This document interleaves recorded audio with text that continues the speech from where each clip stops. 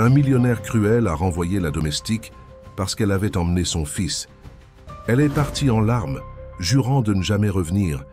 5 ans plus tard, elle revient, millionnaire et méconnaissable. Maintenant, il s'agenouille devant la femme qu'il a autrefois humiliée. Si cette histoire vous a intéressé, n'oubliez pas de vous abonner à notre chaîne. Et dites-nous de quelle ville vous nous regardez. Continuons. Hélène se réveilla en sursaut au son strident du réveil. Ses yeux lourds se focalisèrent sur les chiffres rouges de l'écran. 6h15. 15 minutes de retard. Elle sauta du lit paniquée, courant vers la chambre voisine où son fils Lucas, 5 ans, dormait encore paisiblement, serrant contre lui son dinosaure en peluche préféré. « Lucas, mon amour, réveille-toi. Maman est en retard, » chuchota-t-elle, essayant de garder son calme tout en secouant doucement le petit corps enroulé dans les draps. Le garçon grogna, se tournant de l'autre côté.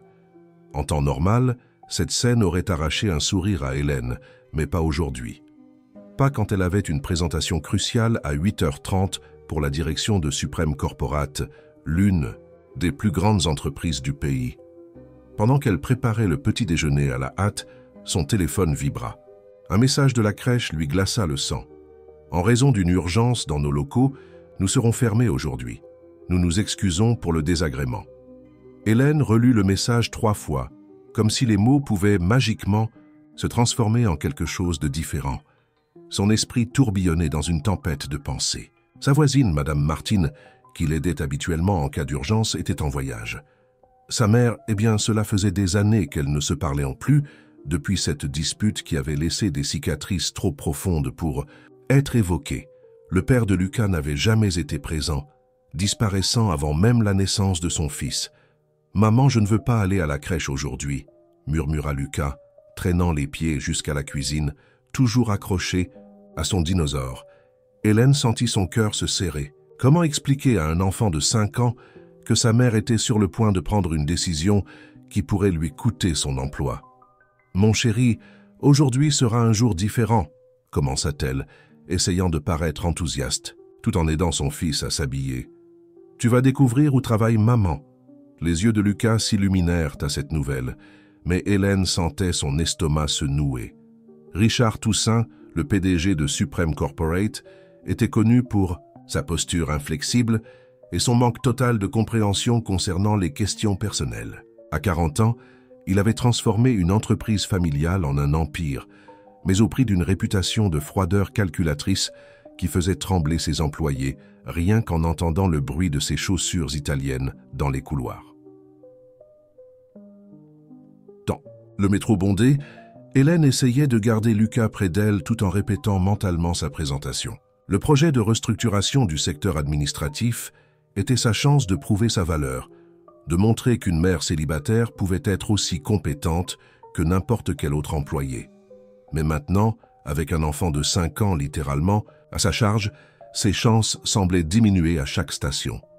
En arrivant à l'imposant bâtiment aux vitres fumées de Supreme Corporate, Hélène sentit son cœur s'emballer. Elle passa rapidement par la réception, remerciant mentalement Marie, la réceptionniste sympathique, qui arrivait toujours plus tard, de ne pas encore être à son poste. Dans l'ascenseur vide, elle s'agenouilla face à son fils. « Lucas, j'ai besoin que tu sois le garçon le plus silencieux du monde aujourd'hui. Ce sera comme une mission spéciale, d'accord? Tu vas rester sous le bureau de maman avec tes jouets et tu ne dois faire aucun bruit. » Le garçon acquiesça, ses grands yeux transmettant une gravité qui brisa le cœur d'Hélène.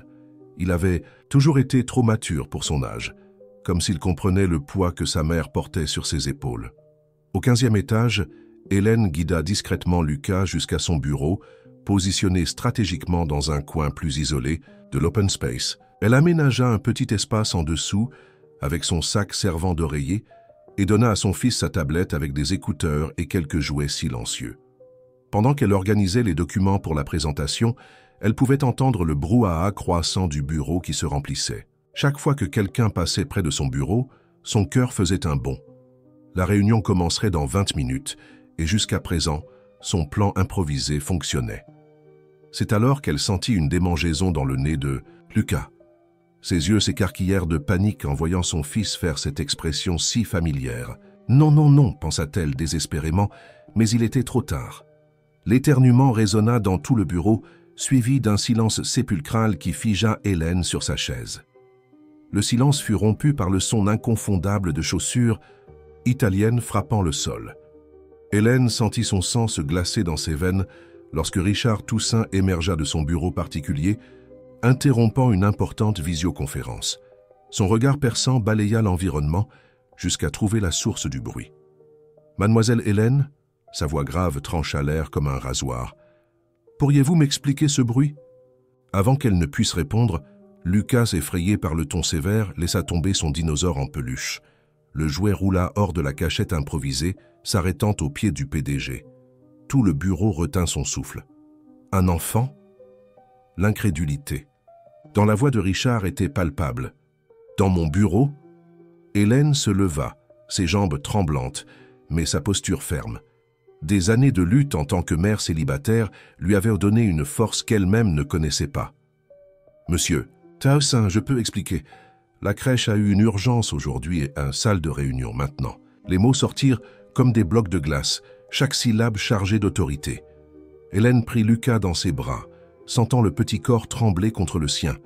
Elle suivit Richard jusqu'à la salle de réunion, où plusieurs cadres attendaient, déjà pour la présentation. Leurs regards oscillaient entre la pitié et l'embarras. « Messieurs, excusez-moi pour l'interruption », commença Richard, sa voix contrôlée mais chargée d'ironie. « Apparemment, nous avons transformé notre bureau en crèche sans que j'en sois informé. » Lucas serra plus fort le cou de sa mère, cachant son visage. Hélène sentit une vague de protection et d'indignation monter en elle. « Monsieur Toussaint, je suis une professionnelle dévouée.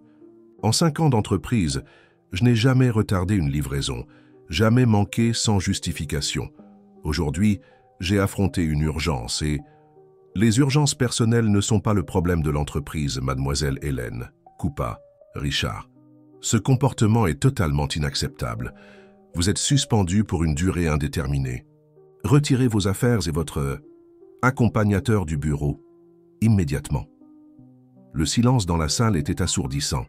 Hélène sentit des larmes se former dans ses yeux, mais elle ne les laisserait pas tomber. Avec la dignité qui lui restait, elle ajusta Lucas dans ses bras et marcha vers la porte. Avant de sortir, cependant, elle se retourna une dernière fois. « Vous savez, monsieur Toussaint, peut-être avez-vous raison. Les urgences personnelles ne sont pas le problème de l'entreprise. Mais c'est précisément pour cela que des entreprises comme celle-ci, qui se vantent tant de leur succès, échouent à voir le potentiel humain qu'elles gaspillent chaque jour. » Ces paroles planèrent dans l'air comme un brouillard dense. Pendant un très bref moment, Hélène jura avoir vu quelque chose scintiller dans les yeux de Richard. Était-ce de la reconnaissance? Du doute. Mais bientôt le moment passa, et le masque de froideur reprit sa place. Pendant qu'elle rassemblait ses affaires, des collègues passaient discrètement, certains chuchotant des mots de soutien, d'autres laissant de petits mots sur son bureau. Marina, son amie la plus proche au travail, promit d'appeler plus tard. Dans l'ascenseur, Lucas rompit enfin son silence. « Maman, le monsieur en colère était fâché à cause de moi. » Hélène sentit son cœur se briser. Elle s'agenouilla, devant son fils tenant son petit visage entre ses mains. « Non, mon amour, tu n'as rien fait de mal. Parfois, les adultes oublient ce que c'est d'être un enfant, combien il est important de prendre soin les uns des autres. » En quittant l'immeuble, Hélène ne pouvait plus contenir ses larmes. Des années de travail acharné, des nuits blanches, à étudier des jongleries infinies pour être mère et professionnelle, tout semblait s'effondrer à cause d'une seule matinée. Ce qu'elle ne savait pas, alors qu'elle marchait sur le trottoir avec Lucas dans les bras, c'est que son départ avait laissé une marque plus profonde qu'elle ne l'imaginait. Au 15e étage, Richard Toussaint se tenait devant la fenêtre de son bureau, observant la mère et l'enfant s'éloigner. Dans ses mains, une vieille photo jaunie montrait un petit garçon, seul dans un bureau semblable, attendant un père qui n'avait jamais le temps. Hélène fixait l'interphone avec un mélange de surprise et d'appréhension. Lucas, à ses côtés, serrait nerveusement son dinosaure en peluche. Après quelques secondes qui semblèrent une éternité, elle appuya sur le bouton pour autoriser l'entrée. Richard monta les escaliers lentement, son cœur battant d'une façon à laquelle il n'était pas habitué. Quand Hélène ouvrit la porte, il resta momentanément sans voix. Elle semblait différente ici, dans son environnement, vêtue d'un jean et d'un t-shirt simple, les cheveux détachés encadrant son visage. « Entrez », dit-elle, sa voix neutre mais polie. L'appartement était petit mais accueillant, rempli de dessins d'enfants sur les murs et de livres empilés sur toutes les surfaces disponibles. Lucas regardait timidement de derrière le canapé, toujours accroché à son dinosaure. Richard remarqua que c'était le même que celui qui avait roulé à ses pieds la veille. « Bonjour Lucas », dit-il, adoucissant sa voix d'une manière qui le surprit lui-même. « Joli dinosaure, tu sais quelle espèce c'est ?» Les yeux du garçon s'écarquillèrent. « C'est un Tyrannosaurus rex », répondit-il doucement, faisant un pas en avant. « Ah bien sûr, le roi des dinosaures. Savais-tu que j'en avais un exactement pareil quand j'étais enfant ?» Hélène observait l'interaction avec curiosité. Cet homme gentil parlant de dinosaures semblait une personne complètement différente du PDG implacable de la veille.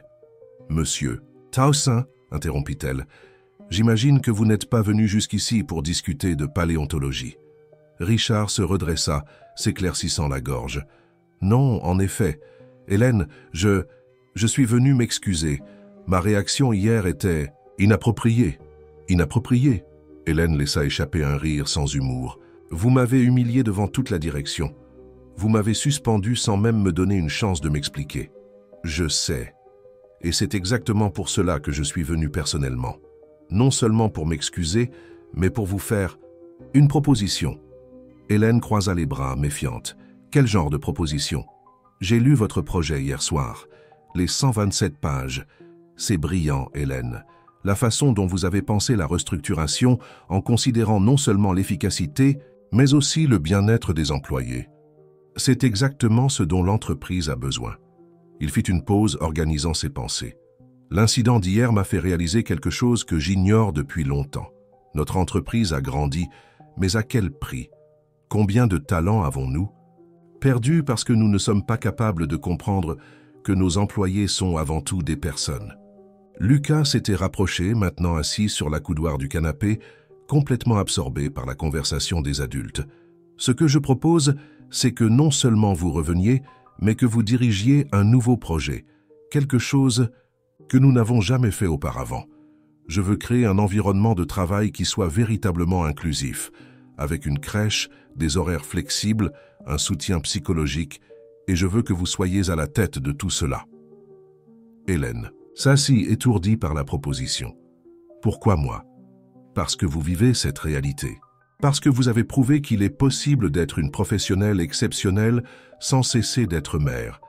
Et parce que, il hésita, parce que vous m'avez fait me souvenir de quelque chose que j'ai essayé d'oublier pendant longtemps. » Ce moment, Lucas s'approcha de Richard lui tendant son dinosaure. « Vous voulez le tenir ?» Le geste innocent brisa la tension du moment. Richard prit le jouet avec précaution, comme s'il s'agissait de quelque chose de précieux. « Merci, Lucas. Tu sais, quand j'avais ton âge... » Et ainsi, assis sur un canapé modeste, avec un dinosaure en peluche dans les mains, Richard Toussaint commença à raconter son histoire. Il parla de son père, de la solitude des bureaux vides, de comment il avait appris dès son jeune âge que le succès et l'affection ne pouvaient pas coexister. Hélène écoutait attentivement, voyant pour la première fois l'homme derrière, le masque du PDG. Quand il eut terminé, elle resta silencieuse pendant quelques instants. « Quand est-ce que je commence ?» demanda-t-elle finalement. Un sourire sincère illumina le visage de Richard. « Que diriez-vous de lundi ?» Et cette fois, Lucas est officiellement invité à découvrir le bureau. Correctement cette fois. Supreme Corporate était différente ce lundi-là. Le bourdonnement dans les couloirs était inévitable, alors qu'Hélène traversait le hall d'entrée avec Lucas, cette fois sans avoir besoin de le cacher. Le garçon vêtu de son t-shirt préféré du Tyrannosaurus Rex regardait émerveillé l'environnement qu'il n'avait aperçu que furtivement quelques jours auparavant. « Bonjour Hélène, salut Lucas. » Marie, la réceptionniste, les salua avec un sourire chaleureux. « Monsieur Toussaint a demandé que vous montiez directement au 16e étage. Une surprise vous attend. » Dans l'ascenseur, Lucas tenait fermement la main de sa mère, son enthousiasme mêlé d'une pointe de nervosité. « Maman, l'homme au dinosaure sera là ?» Hélène sourit à la façon dont son fils se référait à Richard. C'était surréaliste de penser comment, en quelques jours, sa vie avait fait un tour complet. « Oui, mon amour. Et apparemment, il a préparé quelque chose de spécial pour nous. Les portes de l'ascenseur s'ouvrirent sur un étage qu'Hélène n'avait jamais visité auparavant. Contrairement aux autres environnements corporatifs du bâtiment, celui-ci était en pleine rénovation. Richard les attendait, portant quelque chose qu'elle n'aurait jamais imaginé voir. En plus du costume, impeccable, il y avait un badge avec un petit dinosaure dessiné dessus. « Bienvenue dans le futur espace de notre projet pilote », annonça-t-il. Une lueur d'enthousiasme dans ses yeux qui le rendait presque méconnaissable. « Lucas, que dirais-tu de m'aider à montrer à ta mère ce que nous préparons ?» Le garçon lâcha la main d'Hélène et courut vers Richard qui, à la surprise de tous, y compris de lui-même, s'accroupit pour être à la hauteur de l'enfant. « Viens, je vais te montrer où sera la salle des dinosaures. » Hélène les suivit, bouche bée devant la transformation de l'espace. Toute une zone était en cours d'adaptation pour devenir une crèche d'entreprise moderne. Les murs étaient peints de couleurs vives et une équipe d'architectes discutait avec animation d'espaces multifonctionnels. « Ce n'est que le début », expliqua Richard tandis que Lucas explorait fasciné une petite bibliothèque pour enfants déjà installée. En plus de la crèche, nous aurons des salles d'allaitement, des espaces de décompression et une zone spécifique pour les enfants plus âgés qui doivent rester avec leurs parents occasionnellement. Hélène remarqua que ses mains tremblaient légèrement. « C'est incroyable, mais cela doit coûter une fortune. »« L'argent n'est pas ce qui manque dans l'entreprise, » répondit Richard, son ton changeant pour quelque chose de plus réfléchi. « Ce qui nous manquait, c'était l'humanité.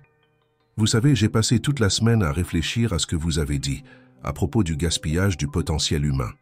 Et j'ai réalisé que je répétais les mêmes erreurs que mon père, mesurant le succès uniquement en chiffres et en graphiques. » Un groupe de cadres passa devant eux, certains clairement mal à l'aise face au changement radical qui se produisait.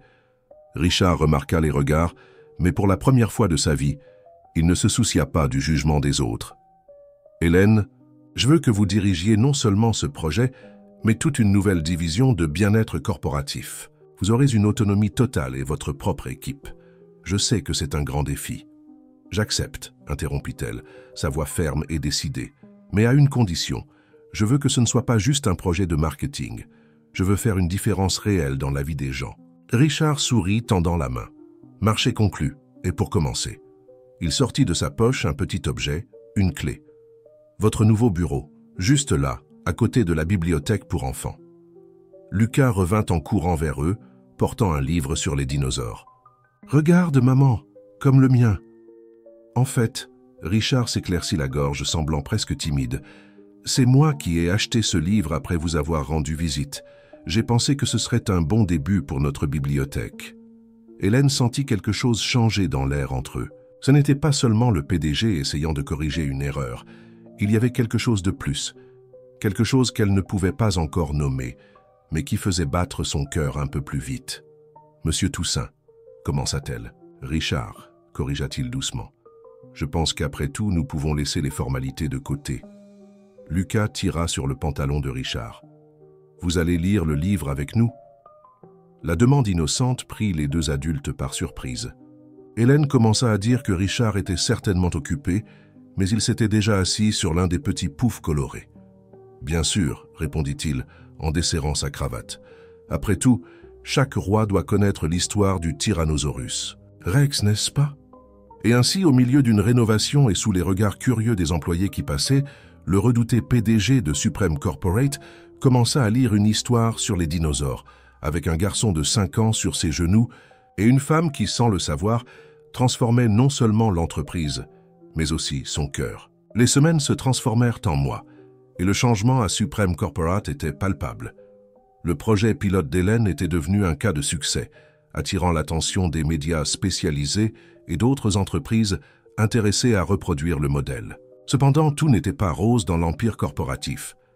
Charles Mercier, directeur financier et ancien protégé du père de Richard, observait les transformations avec un mécontentement croissant. De la fenêtre de son bureau, il pouvait voir des enfants jouer dans le nouvel espace récréatif du 16e étage, leurs rires occasionnels parvenant jusqu'à lui comme un rappel irritant de ce qu'il considérait comme une atteinte aux valeurs traditionnelles de l'entreprise. « C'est un bureau ou un parc d'attractions ?» murmura-t-il pour lui-même, tout en révisant les derniers rapports financiers. Les chiffres étaient encore excellents, à sa grande frustration. En fait, l'indice de productivité avait augmenté depuis la mise en œuvre des nouvelles politiques d'Hélène. De l'autre côté de l'étage, Hélène conduisait une réunion avec son équipe nouvellement formée. La salle de réunion, autrefois un environnement austère, avait maintenant un mur entier en verre avec vue sur l'espace des enfants, permettant aux parents de maintenir un contact visuel avec leurs enfants, même pendant des réunions importantes. Les résultats de la première phase ont dépassé toutes les attentes, expliquait-elle, projetant des graphiques qui montraient des réductions significatives des niveaux de stress et une augmentation de la satisfaction des employés. Mais nous avons encore beaucoup de travail devant nous. Richard, assis discrètement au fond de la salle, ne pouvait détacher ses yeux d'elle. La passion avec laquelle elle menait le projet, la façon dont ses yeux brillaient lorsqu'elle parlait des transformations qu'elle mettait en œuvre. Tout en elle le fascinait de plus en plus. Après la réunion, alors que les autres partaient, il resta. « Impressionnant comme toujours », commenta-t-il en s'approchant. Hélène rougit légèrement. « Merci, mais le mérite revient à toute l'équipe, et à vous pour m'avoir fait confiance. » En parlant de confiance, Richard hésita, chose rare pour lui. « Je pensais, vous et Lucas aimeriez dîner avec moi ce soir pour célébrer le succès du projet, bien sûr. » Avant qu'Hélène ne puisse répondre, ils furent interrompus par un brouhaha dans le couloir. Marie, la réceptionniste, entra précipitamment dans la salle. Hélène, désolée d'interrompre, mais « c'est Lucas ». Le cœur d'Hélène se glaça. Que s'est-il passé? « Il va bien », s'empressa de dire Marie. Mais il y a eu un petit incident dans l'aire de jeu. Il semble que certains enfants, le provoquaient. Hélène et Richard coururent vers l'espace pour enfants. Ils trouvèrent Lucas assis dans un coin, serrant son inséparable dinosaure, tandis que la monitrice essayait de le calmer. « Que s'est-il passé, mon amour ?» demanda Hélène, s'agenouillant à côté de son fils. Lucas renifla, essayant de retenir ses larmes. « Ils ont dit que je ne devrais pas être ici, que ce n'est pas un endroit pour un enfant pauvre. » Richard sentit son sang bouillir. « Qui a dit ça ?»« Le fils de Monsieur Mercier, » répondit doucement la monitrice, et quelques autres enfants l'ont suivi. Hélène prit Lucas dans ses bras, mais ce fut Richard qui surprit tout le monde.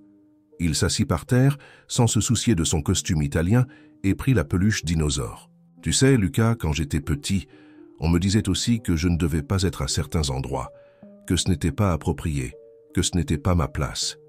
Tu sais ce que j'ai appris ?» Il fit une pause, s'assurant qu'il avait toute l'attention du garçon. « J'ai appris que ce sont précisément les personnes qui essaient de nous rabaisser qui sont au mauvais endroit. » Lucas le regarda avec des yeux écarquillés. « C'est vrai ? Absolument. Et tu sais quoi? Cet endroit existe grâce à toi. C'est toi qui m'as appris qu'une entreprise peut être bien plus que juste du travail et des chiffres. Elle peut être un lieu d'affection, de soins, de famille. » Hélène observait l'interaction, le cœur serré, réalisant que ses sentiments pour Richard évoluaient d'une manière qu'elle n'attendait pas. Ce n'était pas seulement de la gratitude ou de l'admiration professionnelle, c'était quelque chose de plus profond, de plus effrayant. « Et concernant le dîner, dit-elle doucement, je pense que ce serait parfait. Qu'en penses-tu, Lucas ?» Le visage du garçon s'illumina. « On peut aller dans ce restaurant qui a des dinosaures dans la décoration ?» Richard rit, se levant et aidant Hélène à faire de même. « Bien sûr que nous pouvons. En fait, je connais le propriétaire. Peut-être qu'il nous laissera jeter un coup d'œil dans les coulisses. » Ce qu'aucun d'entre eux ne remarqua. C'était Charles Mercier observant la scène de loin, son visage déformé par une expression de dégoût. À son bureau, il commençait à tracer un plan pour montrer à Richard que certains changements avaient des conséquences graves et que tous les contes de fées n'ont pas une fin heureuse. Le restaurant thématique était exactement comme Lucas l'avait rêvé. Des dinosaures mécaniques se déplaçaient doucement entre les tables, émettant des sons doux qui enchantaient les enfants présents. Le garçon pouvait à peine se contenir sur sa chaise, ses yeux brillant à chaque nouveau détail qu'il découvrait. « Et celui-là est un vélociraptor », expliquait Lucas avec enthousiasme à Richard, qui écoutait avec un intérêt sincère. Ils étaient super intelligents, tu sais, ils chassaient en groupe. Hélène observait l'interaction avec un sourire aux lèvres. Il était surprenant de voir comment Richard, le même homme qui, il y a quelques mois, était connu pour sa froideur, discutait maintenant de paléontologie avec un enfant de 5 ans, comme s'il n'y avait rien de plus important au monde. « C'est Lucas, commenta Richard entre deux bouchées. Quand j'avais ton âge, j'étais aussi fasciné par les dinosaures. J'avais toute une collection de miniatures. » C'est vrai, les yeux de Lucas brillèrent encore plus. « Tu les as encore ?» Un éclair de tristesse passa sur le visage de Richard. « Malheureusement, non. Mon père, il pensait que c'étaient des distractions inutiles. Un jour, elles ont simplement disparu de ma chambre. » Hélène sentit son cœur se serrer. Instinctivement, elle tendit sa main sur la table, touchant légèrement celle de Richard. Le geste, bien que bref, transmettait plus de compréhension que des mots ne pourraient exprimer. « Mais cela m'a donné une idée, » continua Richard, retrouvant son entrain. « Et si nous constituions une collection ensemble? Nous pourrions commencer par tes préférés. » « On peut vraiment. » Lucas faillit sauter de sa chaise d'excitation. « Richard, vous n'avez pas besoin, » commença Hélène, mais il l'interrompit. « Gentiment. Je veux le faire. » En fait, il fit une pause, comme s'il choisissait soigneusement ses mots. « Ces derniers mois ont beaucoup compté pour moi. Vous deux m'avez tant appris sur ce qui compte vraiment. » Le moment fut interrompu par le serveur apportant le dessert, un volcan au chocolat qui entrait en éruption avec de la sauce chaude. Lucas applaudit de joie, oubliant momentanément la conversation sur les dinosaures. Pendant que le garçon se délectait du dessert, Richard et Hélène parlèrent du travail, mais d'une manière différente. Ce n'était plus la relation formelle entre PDG et employé, il y avait une intimité croissante, une compréhension mutuelle qui allait au-delà du professionnel. « Savez-vous que j'ai trouvé de vieux documents aujourd'hui ?» commenta Richard. « Des archives scolaires. Et figurez-vous que j'ai découvert que nous avons étudié dans la même école. » Hélène écarquilla les yeux. « Le collège Saint-Pierre? Mais comment ne nous sommes-nous jamais rencontrés? Vous êtes arrivé quelques années après mon départ. Mais c'est amusant de penser que nos vies étaient déjà connectées d'une certaine façon, même sans le savoir. » Le dîner se prolongea bien au-delà de ce qui était prévu. Lorsqu'ils quittèrent enfin le restaurant, Lucas somnolait déjà dans les bras d'Hélène. Richard insista pour les raccompagner chez eux et pendant le trajet, un silence confortable remplissait la voiture. À la porte de l'appartement, pendant qu'Hélène mettait Lucas au lit, Richard attendit dans le salon. Ses yeux parcoururent les photographies sur les murs. Des moments heureux d'Hélène et Lucas, juste eux deux, toujours unis. L'une d'elles attira particulièrement son attention. Lucas nouveau-né, Hélène avec des cernes mais rayonnantes. Que de bonheur. C'était difficile au début, commenta Hélène, revenant dans le salon. Être mère célibataire, travailler, étudier. Il y a eu des moments où j'ai pensé que je n'y arriverais pas. Mais vous y êtes arrivé, répondit Richard, son admiration évidente. Et maintenant vous aidez d'autres personnes à y arriver aussi. Ils se regardèrent un moment, la tension dans l'air presque palpable. Richard fit un pas en avant, mais alors son téléphone vibra. C'était un message de Charles Mercier. Nous devons parler de toute urgence des irrégularités dans le nouveau projet. Le moment fut brisé. Richard soupira, regardant l'heure. « Je dois y aller, mais pouvons-nous refaire cela? Peut-être sans la partie sur les irrégularités à la fin ?» Hélène rit doucement. « Bien sûr, Lucas adorera, et moi aussi. » Après le départ de Richard, Hélène s'appuya contre la porte fermée, son cœur battant rapidement. De la chambre, elle entendit la voix ensommeillée de Lucas. « Maman? Richard? Va revenir. Oui, mon amour, je pense qu'il reviendra souvent. » Ce qu'Hélène ne savait pas, c'est qu'à ce moment précis, Charles Mercier était dans son bureau, organisant soigneusement une série de documents manipulés qui, espérait-il, détruiraient non seulement le projet, mais aussi la proximité croissante entre Richard et Hélène. La matinée commença agitée à Supreme Corporate. Hélène arriva tôt comme d'habitude, laissant Lucas dans le nouvel espace pour enfants, où il s'était déjà fait plusieurs amis. Les provocations initiales avaient considérablement diminué, surtout après que Richard ait mis en place un programme de sensibilisation contre le harcèlement et pour la diversité. « Bonjour Hélène. » Marina, son assistante, semblait nerveuse. « Monsieur Mercier a convoqué une réunion d'urgence du conseil pour cet après-midi.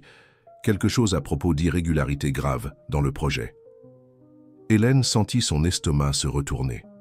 Elle savait que Charles n'avait jamais soutenu les changements, Mais jusqu'alors, sa résistance s'était limitée à des commentaires acides et des regards désapprobateurs.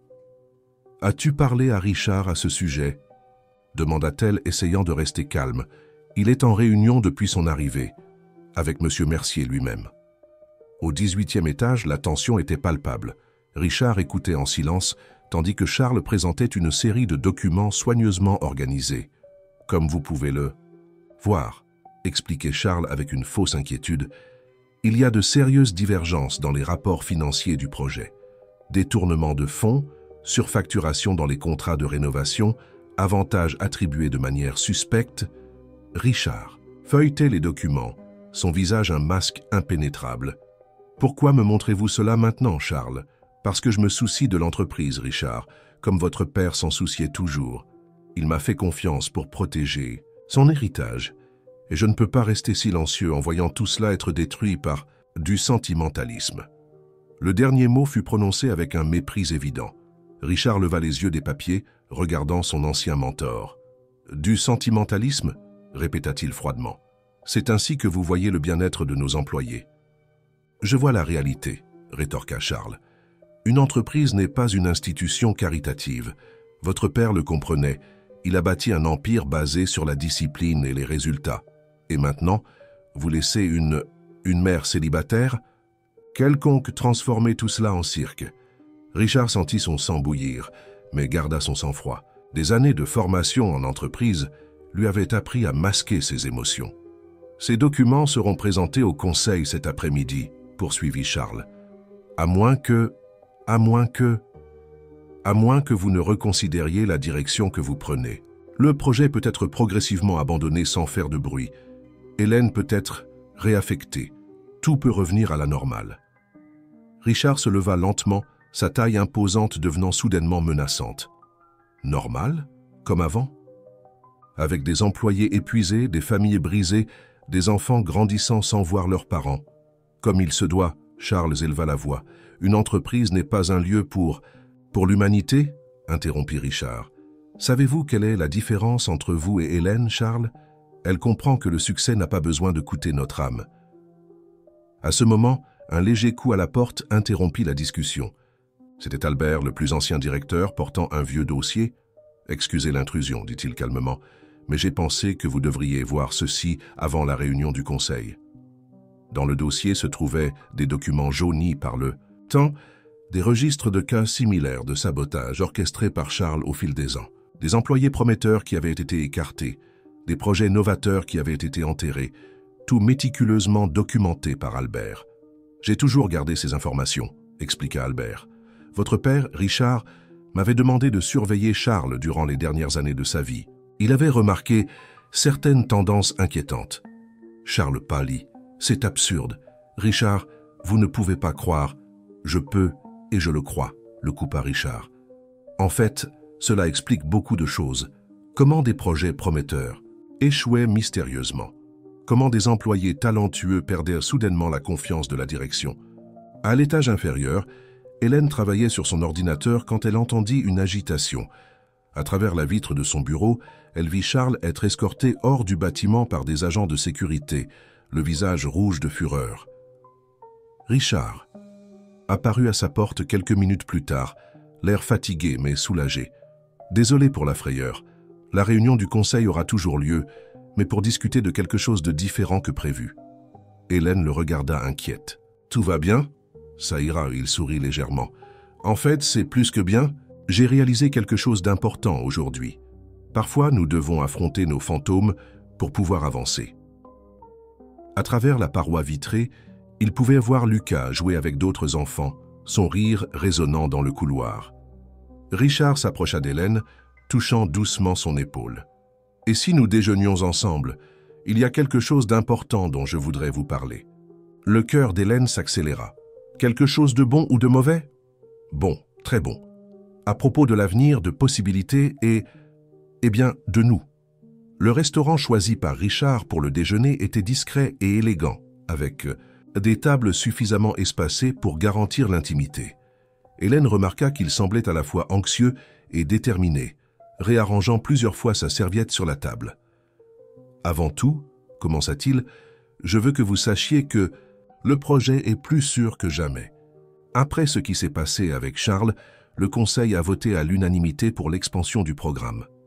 Hélène laissa échapper un soupir de soulagement qu'elle ne savait même pas qu'elle retenait. C'est merveilleux, mais vous avez mentionné que vous vouliez parler de quelque chose de plus. Richard but une gorgée d'eau, comme pour chercher du courage. Hélène, ces derniers mois ont changé ma vie d'une façon que je n'aurais jamais cru possible. Ce n'est pas seulement à propos de l'entreprise ou du projet, c'est à propos de vous, de Lucas, de qui je suis devenu à vos côtés. Le cœur d'Hélène s'accéléra. Elle pouvait sentir le poids du moment, l'électricité dans l'air entre eux. « Je fais de la thérapie », révéla-t-il soudainement. « J'ai commencé il y a quelques semaines. J'ai réalisé que je devais faire face à beaucoup de choses de mon passé, surtout concernant mon père, sur des schémas que je répétais sans m'en rendre compte. » Hélène tendit la main sur la table, touchant doucement la sienne. « C'est très courageux de votre part, Richard. »« C'est grâce à vous, » continua-t-il, tournant sa main pour entrelacer ses doigts avec les siens. « Lucas m'a fait voir combien j'ai perdu de ma propre enfance, en essayant d'être le fils que mon père voulait. Et vous m'avez montré qu'il est possible de réussir sans sacrifier son humanité. » Une larme discrète coula sur le visage d'Hélène, qu'elle essuya rapidement de sa main libre. « Ce que j'essaie de dire, c'est... » Richard fit une pause, respirant profondément. « Je suis amoureux de vous, Hélène. Et ce n'est pas tout. Quand je pense à l'avenir, je ne peux plus en imaginer un sans vous et Lucas. » Le silence qui suivit était chargé d'émotions. Hélène sentait son cœur battre si fort qu'elle était sûre que Richard pouvait l'entendre. « Je suis amoureuse de vous aussi, » admit-elle finalement, sa voix à peine plus qu'un murmure. « Mais Richard, c'est si complexe.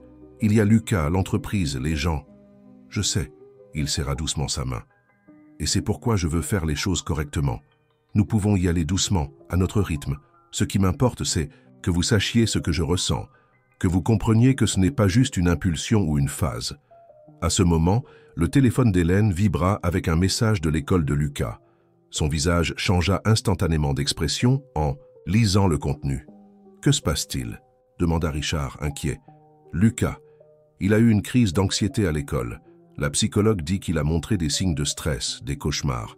Elle pense que cela pourrait être lié à tous les changements récents dans nos vies. » Richard sentit son cœur se serrer. « Allons le chercher tout de suite, mais votre agenda peut attendre. Certaines choses sont plus importantes. » Sur le trajet vers l'école, Hélène resta silencieuse, clairement préoccupée. Richard conduisait, jetant occasionnellement des regards dans sa direction, voulant dire quelque chose, mais respectant son espace. Ils trouvèrent Lucas dans le bureau de la psychologue scolaire, serrant son inséparable dinosaure en peluche. Ses yeux s'illuminèrent légèrement en voyant non seulement sa mère, mais aussi Richard. « Vous êtes venus ensemble ?» demanda le garçon, sa voix faible. « Bien sûr, mon grand. » Richard s'agenouilla à ses côtés. « Nous étions inquiets. Pour toi. » La psychologue, Dr Marthe, observait l'interaction avec un intérêt professionnel. Lucas a beaucoup parlé des changements dans sa vie, de l'entreprise, de vous, Richard. Il y a un mélange d'enthousiasme et de peur. « Peur ?» demanda Hélène, s'asseyant à côté de son fils. « Peur que tout change à nouveau, » répondit Lucas, surprenant tout le monde par sa sincérité. « Comme quand papa est parti avant ma naissance. » Le silence qui suivit était lourd. Richard sentit une détermination grandir dans sa poitrine. Doucement, il prit la peluche dinosaure de Lucas, la faisant parler. « Hé Lucas, savais-tu que les Tyrannosaurus Rex étaient connus pour leur loyauté envers leur groupe? Ils n'abandonnaient jamais leur famille. » Le garçon le regarda, un petit sourire se formant. « C'est vrai? » »« Absolument vrai. Et tu sais quoi? Je n'ai pas non plus l'intention d'aller nulle part. Je promets que, quoi qu'il arrive entre ta mère et moi, tu pourras toujours compter sur moi. » Hélène observait, la scène les larmes aux yeux, son cœur débordant d'émotion. À ce moment, elle réalisa qu'elle ne laissait pas seulement Richard entrer dans sa vie, elle permettait qu'une famille se forme, lentement et naturellement, comme cela devait être. Les semaines suivantes apportèrent une nouvelle routine, pour Hélène, Richard et Lucas. Suivant la recommandation du docteur Marthe, ils établirent un calendrier progressif de coexistence, toujours en respectant le temps et les signaux du garçon. « Richard commença à participer à des moments simples du quotidien. Dîner sans prétention dans l'appartement, séance de lecture avant de dormir, promenade dans le parc le week-end. Dans l'entreprise, la nouvelle de la relation entre le PDG et la coordinatrice du projet de bien-être familial fut accueillie avec un mélange de surprise et de compréhension. Contrairement à ce qu'ils craignaient, la majorité des employés voyaient la situation comme une preuve vivante que les changements dans la culture d'entreprise étaient authentiques. Un matin particulièrement agité, Hélène organisait une présentation sur l'expansion du projet lorsque Marina entra précipitamment dans son bureau. « Hélène, il y a quelqu'un qui veut te parler. » Son assistante semblait nerveuse. « C'est ta mère. » Le monde sembla se figer un instant. Hélène n'avait pas vu Béatrice depuis des années, depuis cette dispute dévastatrice lorsqu'elle était enceinte de Lucas. Sa mère n'avait jamais accepté sa décision d'avoir le bébé seul, de refuser l'argent que le père de Lucas avait offert pour régler la situation. « Où est-elle » demanda Hélène, sa voix tremblant légèrement. « À la réception. Elle a dit qu'elle avait vu un reportage sur le projet dans le magazine Entreprises & Affaires avec ta photo. » Hélène respira profondément, essayant d'organiser ses pensées. À ce moment, son téléphone vibra avec un message de Richard. « J'ai vu ta mère à la réception. Veux-tu que je lui demande de se retirer ?» Un sourire triste se forma sur ses lèvres. Même au milieu du chaos, il pensait à la protéger. « Non, répondit-elle, je dois affronter cela. » Béatrice était assise dans la zone d'attente, ses mains inquiètes trahissant sa nervosité. À 65 ans, elle conservait l'élégance dont Hélène se souvenait de son enfance, mais il y avait quelque chose de différent dans ses yeux, une fragilité qu'elle n'avait jamais vue auparavant. « Maman », dit doucement Hélène en s'approchant. Béatrice se leva en sursaut. « Hélène, tu es magnifique. » Le silence qui suivit était lourd de mots non dits, d'années de distance et de chagrin. « J'ai vu le reportage, » continua Béatrice, sa voix chargée d'émotion, « sur ce que tu fais ici en aidant d'autres mères, d'autres familles. Et j'ai pensé à combien de fois je t'ai fait défaut, combien de fois j'ai choisi le jugement au lieu du soutien. » Hélène sentit des larmes se former dans ses yeux. « Maman, non, laisse-moi finir, » interrompit doucement Béatrice. « Quand tu as décidé d'avoir Lucas, j'étais tellement préoccupée par ce que les autres penseraient, par les plans que j'avais pour toi, que je n'ai pas pu voir ta force, ton courage. Je regrette chaque jour de ne pas avoir été à tes côtés, de ne pas avoir connu mon petit-fils. » À ce moment, la porte de l'ascenseur s'ouvrit et Lucas sortit en courant, suivi par sa monitrice qui tentait de le rattraper. En voyant Hélène, il courut dans sa direction, mais s'arrêta en remarquant la dame inconnue. « Lucas, attends !» appela la monitrice, embarrassée. « Désolé, Hélène, il a dit qu'il devait te montrer un dessin qu'il a fait. »« Tout va bien, Alice », sourit Hélène, prenant son fils dans ses bras.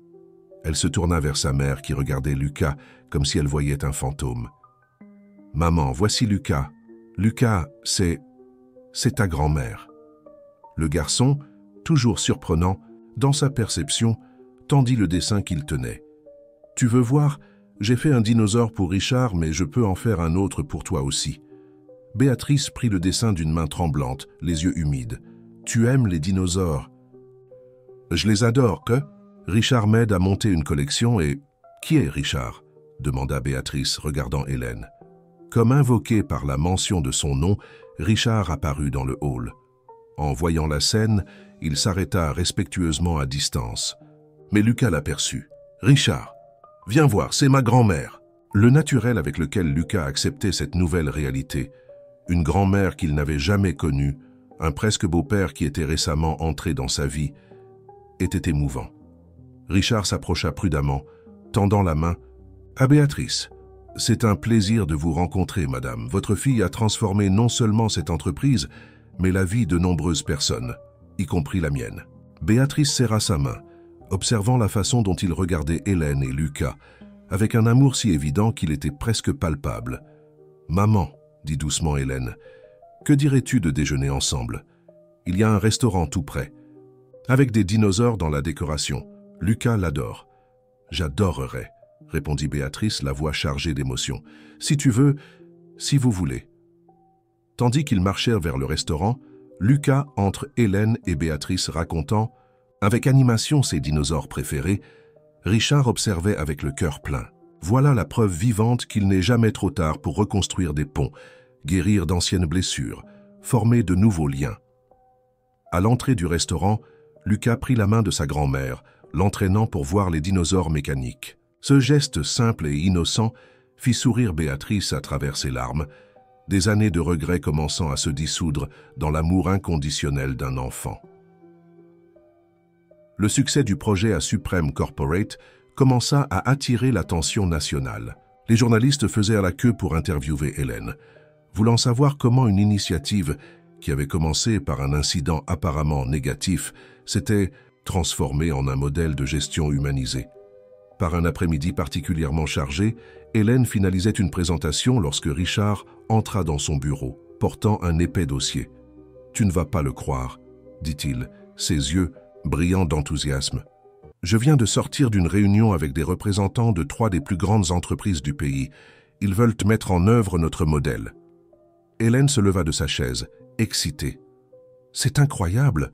Combien d'employés en bénéficieraient? »« Des milliers, » répondit Richard, étalant les documents sur la table. « Mais ce n'est pas tout. J'ai reçu une invitation pour présenter le projet lors d'une conférence internationale de gestion d'entreprise à New York. » Le sourire d'Hélène diminua légèrement. « New York? Pour combien de temps? »« 2 semaines. Et je veux que tu viennes avec moi. » Il fit une pause, son sourire s'élargissant. « En fait, je veux que toi et Lucas veniez avec moi. » Hélène cligna des yeux, surprise. « Richard, nous ne pouvons pas simplement. »« Pourquoi pas? Lucas est en vacances scolaires, le projet ici est bien engagé, et ce serait une opportunité incroyable. » De plus, il s'approcha, prenant ses mains. « Il y a le musée d'histoire naturelle. Imagine la tête de Lucas en voyant ces vrais dinosaures. » Le visage d'Hélène s'illumina en imaginant la scène. Ces dernières semaines, depuis la réconciliation avec sa mère, tout semblait possible. Béatrice était devenue une présence constante dans leur vie, compensant le temps perdu avec Lucas, et étonnamment, développant une amitié avec Richard basée sur leur amour partagé pour le jardinage. « J'y réfléchirai, » répondit-elle. Mais son sourire indiquait déjà la réponse. Ce soir-là, pendant le dîner en famille, qui incluait désormais régulièrement Béatrice, Hélène aborda le sujet. « New York ?» Lucas faillit renverser son jus d'excitation. « Où se trouve le plus grand musée de dinosaures du monde ?»« Exactement celui-là, » confirma Richard, échangeant un regard complice avec Hélène. « Et ce n'est pas tout. Nous pourrions visiter la Statue de la Liberté, Central Park. Et je pourrais rester avec lui pendant que vous êtes à la conférence, » proposa Béatrice, surprenant tout le monde. « Ce serait une excellente occasion de passer du temps avec mon petit-fils. » Hélène sentit des larmes dans ses yeux. Il y a quelques mois, l'idée que sa mère s'occupe de Lucas aurait été impensable. Maintenant, cela semblait la chose la plus naturelle du monde. Le lendemain, alors qu'Hélène organisait les détails du voyage, elle reçut une visite inattendue dans son bureau.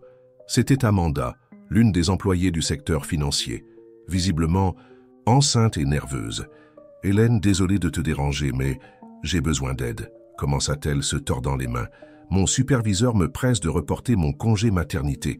Il dit qu'il a des projets importants et qu'il ne peut pas me libérer maintenant. » Hélène sentit son sang bouillir. Malgré tous les changements mis en œuvre, il y avait encore de la résistance dans certains secteurs de l'entreprise. « Qui est ton superviseur ?» demanda-t-elle, déjà en train de prendre le téléphone. « François Moreau. » Hélène se figea.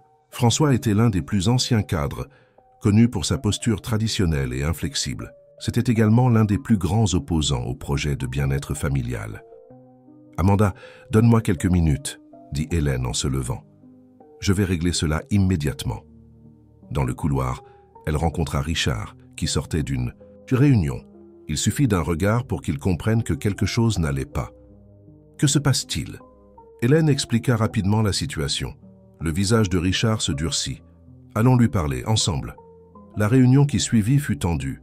François, assis dans son luxueux bureau, tenta de justifier ses actions avec des arguments sur la productivité et les délais. Mais quand Hélène présenta les données prouvant que des employés plus satisfaits étaient les plus productifs et que Richard rappela les nouvelles politiques de l'entreprise, le superviseur se retrouva sans argument. « Les choses ont changé. »« François, » déclara Richard, sa voix ferme mais contrôlée. Soit vous changez avec elle, soit il est peut-être temps de chercher une entreprise qui partage vos valeurs, dépassées. » En sortant du bureau, Hélène retint le bras de Richard. « Merci de m'avoir soutenu dans cette affaire. »« Toujours, » répondit-il, embrassant doucement son front. « Nous sommes une équipe, tu te souviens, dans la vie et au travail. » De retour à son bureau, Hélène trouva un nouveau dessin de Lucas sur sa table. Une famille de dinosaures, avec un plus grand portant une cravate, clairement Richard, une dinosaure femelle aux longs cheveux comme les siens, un petit dinosaure et une dinosaure plus âgée qui ne pouvait être que Béatrice. Souriante, Hélène accrocha le dessin au mur, à côté des photos du projet. C'était un rappel constant que les plus grands changements commencent par les gestes les plus simples, comme un enfant dessinant sa famille non traditionnelle, mais parfaitement heureuse. Le voyage à New York apporta une nouvelle énergie à la famille en formation.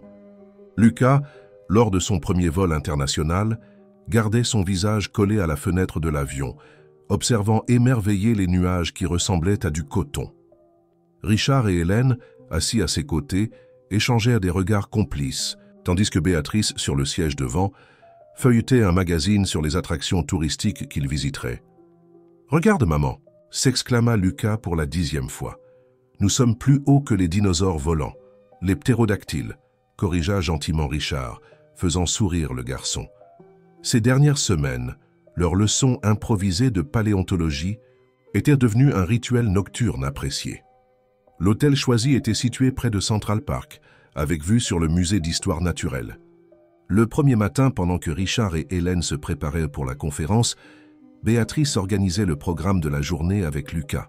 « Nous allons commencer par le zoo de Central Park », expliqua-t-elle, montrant la carte à son petit-fils. « Et ensuite, nous pourrons nous promener dans le parc. Qu'en penses-tu ?»« Mais, et les dinosaures ?» demanda Lucas anxieusement. « Demain, » promit Hélène, ajustant sa cravate. « Demain, nous irons tous ensemble au musée. Aujourd'hui, maman et Richard doivent faire une présentation très importante. » L'auditorium de la conférence était comble. Des cadres de divers pays attendèrent d'entendre parler du programme révolutionnaire de bien-être familial de Supreme Corporate. Hélène, qui n'avait jamais parlé devant un public aussi important, sentait son cœur s'accélérer. « Nerveuse ?» chuchota Richard, tenant sa main dans les coulisses. « Un peu, » admit-elle. « Et s'ils ne comprennent pas?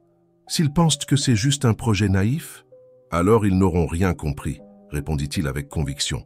« Ce que nous avons fait n'est pas seulement un projet d'entreprise, c'est une révolution dans la façon de penser le travail et la famille. » La présentation fut un succès absolu. Hélène partagea non seulement des données et des statistiques, mais aussi des histoires réelles, des employés qui ont pu accompagner la croissance de leurs enfants, des mères qui n'ont pas eu à choisir entre carrière et famille, des pères qui ont découvert la joie de participer activement à la vie de leurs petits. Richard, quant à lui, surprit tout le monde en parlant ouvertement de sa propre transformation. « J'étais le PDG typique, focalisé uniquement sur les chiffres, » admit-il. « Il a fallu qu'un enfant éternue sous un bureau pour me faire voir à quel point j'avais tort. » Le public rit, mais ses paroles suivantes amenèrent des larmes aux yeux de beaucoup. Cet éternuement n'a pas seulement sauvé mon entreprise, il a sauvé mon humanité, et il m'a donné une famille.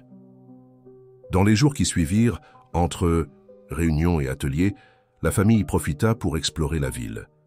Lucas fut particulièrement enchanté par le musée d'histoire naturelle, courant d'exposition en exposition, partageant des faits sur chaque dinosaure qu'il rencontrait. Saviez-vous que le T-Rex avait un cerveau de la taille d'une banane, expliquait-il avec enthousiasme à un groupe de touristes qui souriaient de son excitation. Pendant un moment tranquille à Central Park, tandis que Lucas jouait avec d'autres enfants dans l'aire de jeu sous le regard attentif de Béatrice, Hélène et Richard s'assirent sur un banc proche.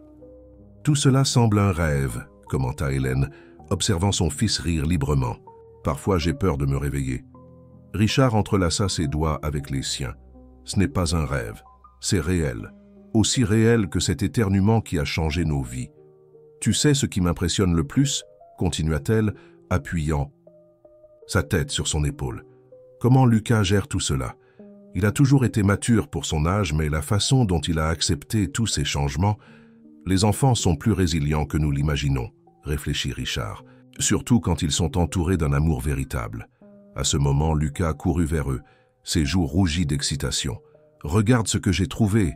s'exclama-t-il, montrant une plume de pigeon. On dirait une plume de dinosaure. Richard prit le garçon dans ses bras, le faisant rire. « Eh bien, techniquement, les oiseaux sont les descendants des dinosaures, donc tu n'as pas totalement tort. » Béatrice les rejoignit, portant un album photo qu'elle avait apporté de France. « Regardez ce que j'ai apporté, » dit-elle, s'asseyant à côté d'Hélène. « Quelques photos de toi quand tu avais l'âge de Lucas. » En feuilletant l'album, riant des expressions et des vêtements d'époque, Hélène réalisa quelque chose d'extraordinaire. Là, sur ce banc de parc à New York, se trouvait sa famille, complète. Pas la famille qu'elle avait toujours imaginé avoir, mais la famille que le destin, avec sa mystérieuse sagesse, lui avait offerte. « Regarde cette photo !» Lucas pointa une image d'Hélène enfant, serrant un dinosaure en peluche. « Toi aussi tu aimais les dinosaures, maman ?» « Oui, sourit-elle, échangeant un regard significatif avec Richard. « Et j'aime toujours les dinosaures, surtout ceux qui apparaissent au bon moment pour changer notre vie. » La nouvelle de l'expansion du projet aux communautés défavorisées se répandit rapidement dans Supreme Corporate, générant diverses réactions. Tandis que de nombreux employés embrassèrent l'idée avec enthousiasme, un groupe d'investisseurs conservateurs commença à exprimer son inquiétude face à ce qu'ils appelaient une déviation de l'objectif de l'entreprise. Un matin particulièrement tendu, Richard trouva sur son bureau un rapport détaillé critiquant les nouvelles orientations de l'entreprise.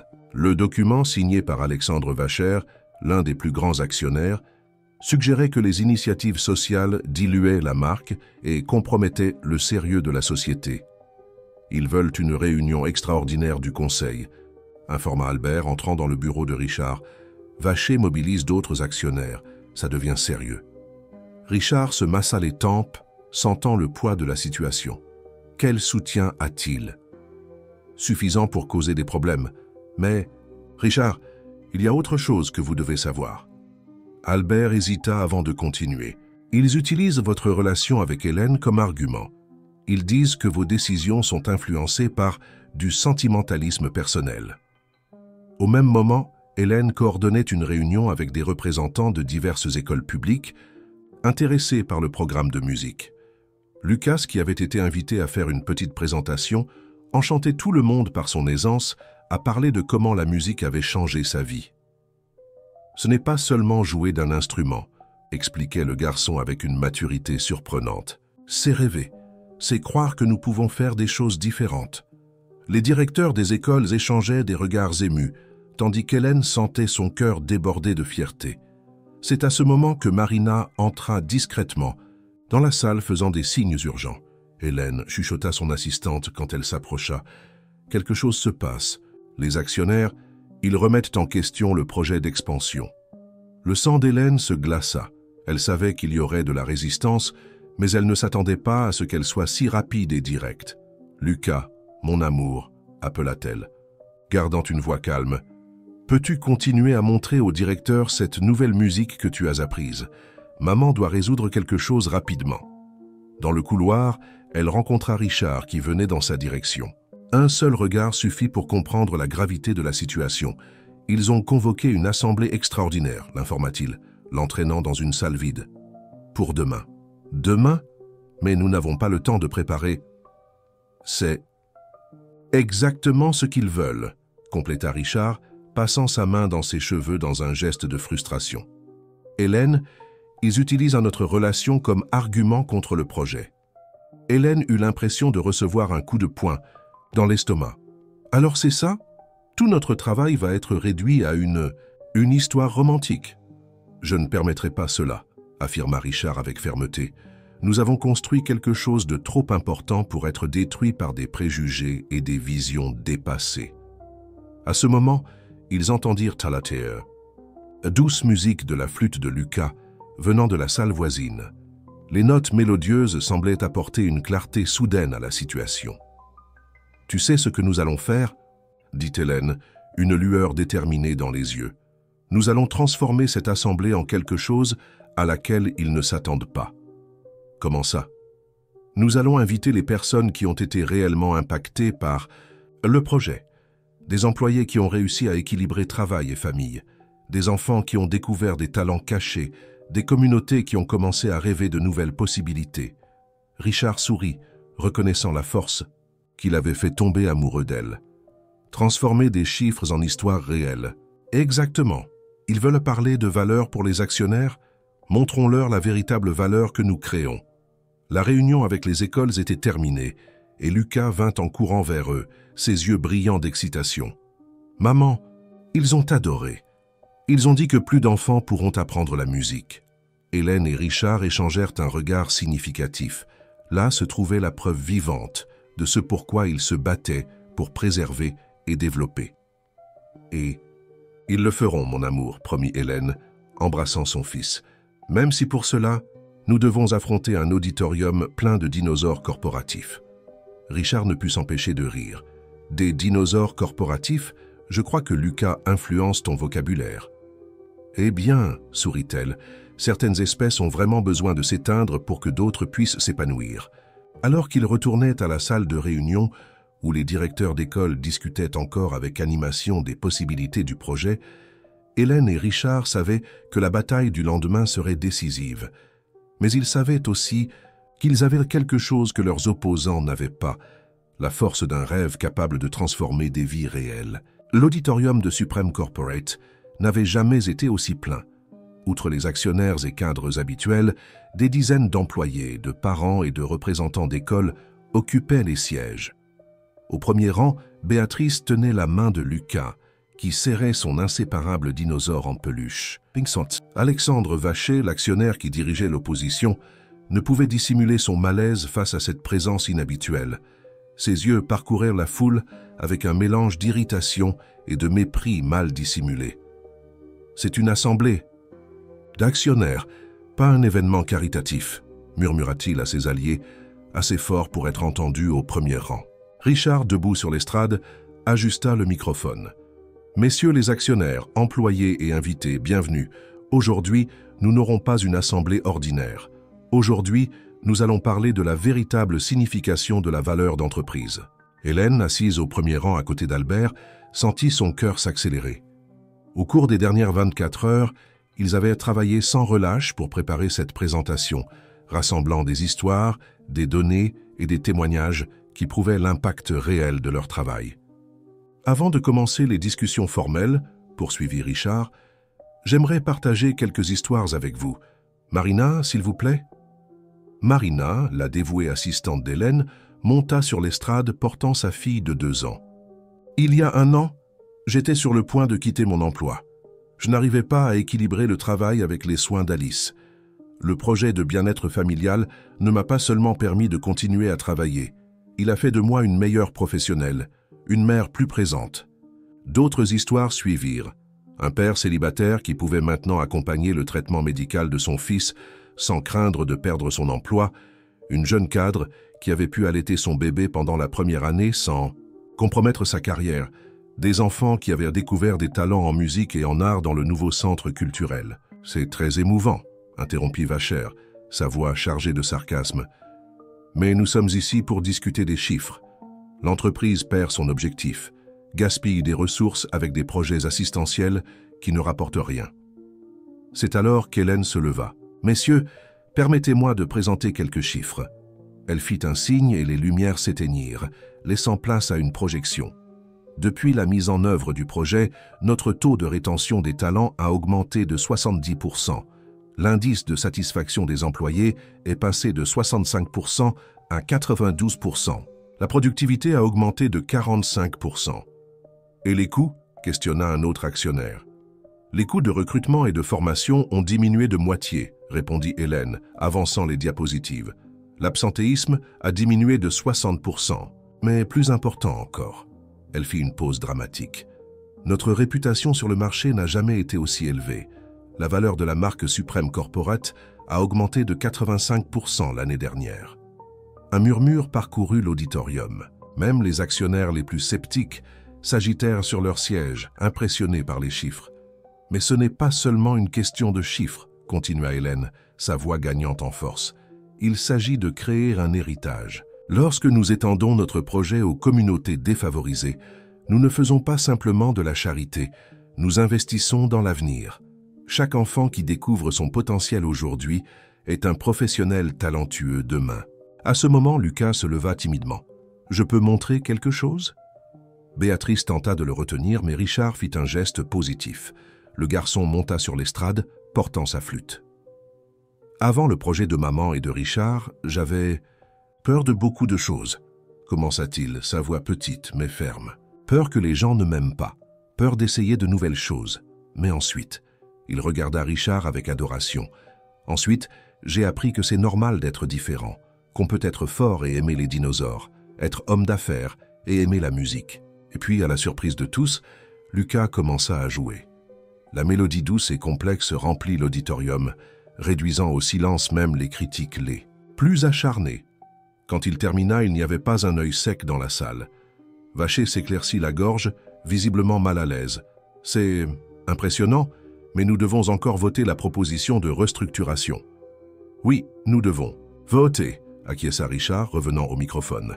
« Mais avant de voter, je veux que chacun réfléchisse à une question. Quel type d'entreprise voulons-nous être? Une qui génère seulement des profits ou une qui transforme des vies tout en grandissant ?» Le vote qui suivit fut tendu. Chaque vote était enregistré dans un silence expectant. Hélène tenait la main de Lucas, qui était revenu à sa place, tandis que Richard observait attentivement le score. Le résultat final surprit tout le monde. Par une marge étroite mais décisive, le projet d'expansion fut approuvé. Le vote décisif vint d'un actionnaire silencieux qui, comme ils le découvrirent plus tard, avait visité le centre culturel la semaine précédente et avait vu personnellement l'impact du travail. Lorsque le résultat fut annoncé, l'auditorium explosa en applaudissements. Lucas sauta sur les genoux d'Hélène, qui serra Richard dans ses bras, des larmes de joie coulant sur son visage. Béatrice souriait fièrement, tandis qu'Albert tapotait le dos des actionnaires qui avaient voté « en faveur. On a réussi, maman !» s'exclama Lucas. « Les dinosaures du bien ont gagné. » Le rire collectif qui suivit son commentaire innocent brisa définitivement la tension de l'environnement. Même Vacher, vaincu mais visiblement touché par la présentation, esquissa un sourire réticent. La victoire à l'Assemblée ouvrit des portes qu'Hélène et Richard n'imaginaient même pas exister. Dans les semaines qui suivirent, Supreme Corporate devint un cas d'étude internationale en gestion humanisée et responsabilité sociale d'entreprise. Le centre culturel, qui avait commencé comme un projet pilote à l'école de Lucas, s'étendait maintenant à 3 communautés différentes. Par un après-midi ensoleillé, Hélène observait depuis le jardin, tandis que des enfants répétaient pour la première présentation de l'orchestre infantile nouvellement formé. « À quoi penses-tu » demanda Richard, s'approchant avec 2 tasses de café. « À combien tout a changé » répondit-elle, acceptant la tasse. « Tu sais que Lucas a demandé à donner une conférence dans son école sur comment les entreprises peuvent aider les gens. » Richard rit, s'asseyant d'à côté d'elle. Il suit les pas de sa mère. Mais en parlant de changement, il hésita un moment. « J'ai pensé à quelque chose. »« Quoi ? Que dirais-tu de transformer cela en quelque chose de plus grand ? Pas seulement un projet de Supreme Corporate, mais une organisation indépendante, exclusivement focalisée sur l'expansion de ce modèle à d'autres entreprises et communautés ?» Hélène se tourna vers lui, surprise. « Tu veux dire une start-up sociale ?» compléta-t-il. « Avec toi comme PDG, bien sûr. Je peux être ton consultant si tu m'acceptes. » Avant qu'Hélène ne puisse répondre, ils furent interrompus par des sons de musique venant de l'auditorium improvisé. Lucas était sur scène, dirigeant un petit groupe d'enfants dans une présentation surprise. « Il a organisé cela tout seul », commenta Béatrice, s'approchant les larmes aux yeux. « Il a dit qu'il voulait montrer comment la musique peut unir des personnes différentes. » Le groupe jouait une version simplifiée mais touchante de l'Ode à la joie. Quelques notes étaient des fausses, mais l'enthousiasme et la joie sur les visages des enfants compensaient toute imperfection technique. « Tu sais ce qui m'émeut le plus ?» chuchota Hélène à Richard. « Voir comme il a grandi. Pas seulement en musique, mais en tant que personne. Tu te souviens de ce garçon timide qui se cachait sous la table ? Maintenant, il dirige des présentations et donne des conférences. Sur les dinosaures et la responsabilité sociale, compléta Richard riant doucement. Je crois que nous avons tous grandi d'une certaine manière. La présentation se termina avec des applaudissements enthousiastes des parents et employés présents. Lucas courut vers eux, son visage rayonnant de fierté. « Vous avez vu? On a beaucoup pratiqué.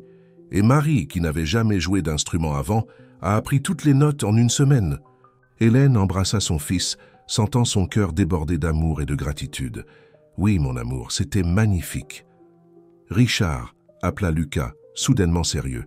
« Tu crois qu'on peut faire ça dans plus d'endroits pour que d'autres enfants puissent aussi apprendre ?» Richard échangea un regard significatif avec Hélène avant de répondre. « En fait, champion, ta mère et moi étions justement en train de parler de ça. Que dirais-tu de nous aider à répandre cette idée dans beaucoup d'autres écoles ?» Les yeux de Lucas brillèrent. « Comme un parc des dinosaures, mais avec de la musique ?»« Quelque chose comme ça, » rit Hélène. « Un endroit où tous les enfants peuvent découvrir leur talent, se faire des amis, grandir heureux. »« Et je peux aider ?»« Bien sûr que tu peux, » répondit Richard, ébouriffant affectueusement les cheveux du garçon. « En fait, tu aides déjà. C'est toi qui nous as appris que les meilleurs changements commencent par de petits gestes de courage. » Béatrice, qui était restée silencieuse en observant la scène, essuya discrètement une larme. Qui aurait cru que ce jour difficile à l'entreprise serait le début de quelque chose de si spécial? C'est drôle comme la vie fonctionne, n'est-ce pas? Réfléchit Hélène. Parfois, nos plus grandes peurs finissent par nous mener à nos plus grands rêves. Sur scène, les enfants commençaient à s'organiser pour une autre musique. Lucas retourna en courant les rejoindre, mais pas sans donner une étreinte serrée à chacun, sa mère, Richard, sa grand-mère. Une famille que le destin avait construite dans les endroits les plus inattendus. « Alors, » murmura Richard à Hélène, tandis qu'ils regardèrent Lucas positionner sa flûte, « qu'en dis-tu, prête pour une nouvelle aventure ?» Hélène entrelaça ses doigts aux siens, souriant. « Avec vous deux à mes côtés, toujours. » La musique recommença, remplissant l'air de notes d'espoir et de possibilités. À l'horizon, le soleil commençait à se coucher, peignant le ciel de couleurs qui semblaient célébrer non seulement la fin d'une journée, mais le début d'une nouvelle ère, une ère où les entreprises pouvaient être plus humaines, où les familles pouvaient être construites de différentes manières, et où de petits éternuements pouvaient, oui, changer le monde. Le lancement de la nouvelle start-up sociale, baptisée Harmonie, transformer les entreprises, unir les familles, eut lieu lors d'un événement qui réunit entrepreneurs, éducateurs et représentants de diverses communautés. L'auditorium de l'ancienne école publique, qui abritait maintenant l'un des centres culturels, était décoré avec des dessins réalisés par les enfants, incluant une série spéciale de dinosaures musiciens créés par Lucas et ses amis. Hélène, debout sur l'estrade, pouvait à peine croire à la transformation que sa vie avait subie en si peu de temps. Elle était là, non plus simplement une assistante administrative luttant pour équilibrer travail et maternité, mais une PDG sur le point de diriger une révolution dans le monde des entreprises. « Notre mission est simple », commença-t-elle. Son discours, sa voix ferme et passionnée. « Nous voulons créer un monde où personne n'a à choisir entre être un bon professionnel et un bon parent, où les entreprises comprennent que leur plus grand atout n'est pas des chiffres sur des feuilles de calcul, mais des personnes avec des rêves, des familles et un potentiel infini. » Au premier rang, Richard tenait la main de Lucas, tous deux, portant des cravates assorties, une surprise que le garçon avait insisté pour préparer pour ce grand jour. Béatrice, assise à côté d'eux, ne pouvait contenir ses larmes de fierté. « Et pour démontrer concrètement le pouvoir de la transformation que nous défendons, » continua Hélène, « j'ai un cadeau spécial pour tous. Lucas, peux-tu venir ? Ici avec tes amis ?» Lucas se leva, accompagné d'un groupe d'enfants d'âges différents. Chacun portait un instrument de musique. Ils se positionnèrent sur l'estrade avec la confiance que seuls les enfants possèdent. « Cette musique, » expliqua Lucas au microphone, sa voix petite mais claire, « nous l'avons composée spécialement pour aujourd'hui. Elle s'appelle « Symphonie de demain ». La mélodie qui suivit était un mélange enchanteur d'éléments classiques et de rythmes français, reflet des diverses influences culturelles des enfants impliqués. Au centre de la présentation, la flûte de Lucas conduisait l'harmonie avec une maturité surprenante. Richard observait la scène, le cœur débordant d'émotion. Il se rappela sa propre enfance solitaire, les opportunités d'expression artistique refusées au nom d'une prétendue préparation aux affaires. Comme son père se trompait. Voilà la preuve vivante que sensibilité et succès pouvaient non seulement coexister, mais se renforcer mutuellement. Après la présentation, alors que les invités circulaient pendant le cocktail, Hélène fut surprise par une visite inattendue. C'était Amanda, l'employée enceinte qu'elle avait défendue quelques mois plus tôt, maintenant avec un bébé de 2 mois dans les bras. « Hélène, je devais te remercier personnellement, » dit Amanda, émue. Pas seulement pour m'avoir défendue ce jour-là, mais pour avoir créé un environnement où ma fille pourra grandir en voyant sa mère réaliser ses rêves professionnels. « Et ce n'est pas tout, » ajouta François Moreau, l'ancien superviseur, inflexible d'Amanda qui s'approcha timidement. « J'ai beaucoup appris de tout cela. J'ai réalisé que je répétais des schémas toxiques sans même les remettre en question. Maintenant, pour la première fois en 20 ans de carrière, je sens que je dirige vraiment des personnes, pas seulement des ressources. » Hélène sourit, se rappelant comment tout avait commencé, avec un éternuement sous une table. Comment quelque chose d'aussi petit avait-il pu déclencher une transformation aussi profonde? « Maman !» appela Lucas, courant vers elle avec Richard juste derrière. « Regarde qui est venu !» À sa surprise, un groupe de cadres internationaux était arrivé pour l'événement. Parmi eux, elle reconnut des visages familiers de la conférence à New York. « Nous sommes venus personnellement connaître le projet », expliqua une cadre japonaise. « Nous voulons mettre en œuvre quelque chose de similaire à Tokyo. La façon dont vous avez intégré culture, éducation et environnement d'entreprise est révolutionnaire. » Richard s'approcha d'Hélène, posant doucement sa main sur sa taille. « Et ce n'est que le début, » commenta-t-il.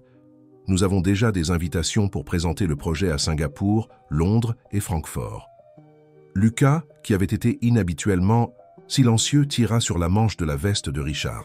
« Ça veut dire qu'on va voyager encore? Je peux emmener mon dinosaure ?» Le rire collectif qui suivit fut interrompu par Béatrice, qui s'approcha avec une expression mystérieuse. « Avant de faire des plans de voyage, je pense que vous avez une autre affaire à régler, n'est-ce pas ?» Hélène et Richard échangèrent un regard complice. C'était vrai. Au milieu de tous les préparatifs pour le lancement d'Harmonie, il y avait quelque chose de spécial qu'ils gardaient pour le moment opportun. « Lucas » appela doucement Hélène, s'accroupissant pour être à la hauteur de son fils. « Richard et moi voulions te parler de quelque chose d'important. » Le garçon regarda les deux, ses grands yeux pleins d'attente. Le dinosaure en peluche, fidèle compagnon de toutes les aventures, serré dans ses bras comme toujours.